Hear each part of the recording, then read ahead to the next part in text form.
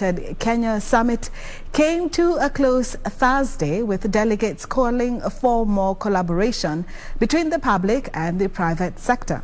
Speakers at the meeting called for the development of a clear roadmap on how the two sectors can come together to address ICT challenges facing the country. Brian Kimani has the highlights of the four-day conference.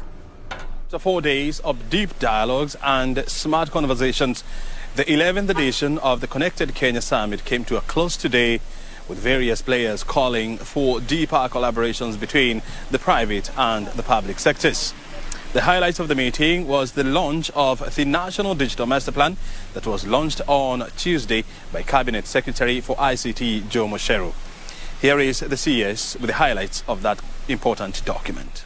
The master plan proposes to deploy over 100,000 kilometers of fiber optic infrastructure to 40,000 schools and other learning institutions, 20,000 government institutions, 13,000 health facilities, 25,000 hotspots to support youth and innovators in establishment of over 1,450 wards digital innovation hubs.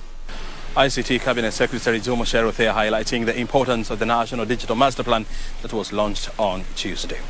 The gender digital divide was another topic of conversation that took place here, with women calling for a more proactive role by both the public and the private sector to ensure that the country manages to close the gender digital divide. One of the things we are talking about when we talk about women here, and the reason that we are here looking at women in tech, is because the inclusivity is missing in the space.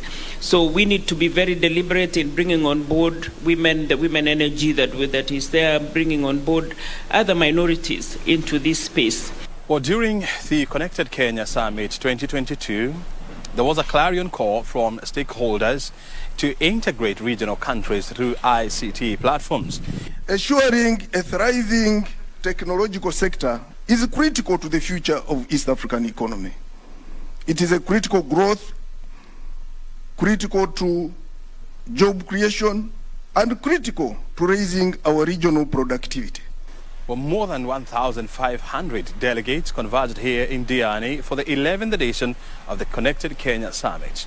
There are now calls for the meeting to become a regional affair. While citizens are the primary focus for this transformation, as they should be, there is also a focus on transforming government to business and government to government interactions, with the aim of strengthening the co-dependencies that exist in the highly integrated environment.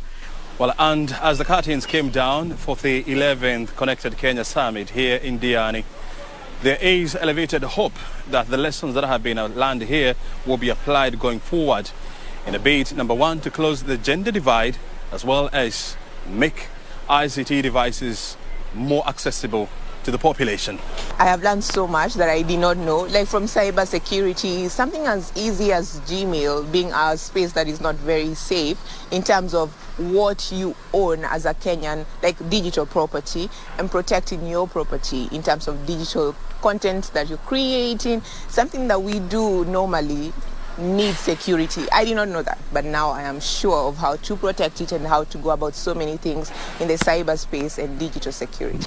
And as we look forward for the Connected Kenya Summit for 2023, there is optimism that the lessons here will be applied and there will be a lot of collaborations between the private and the public sector. From Diani, my name is Brian Kimani.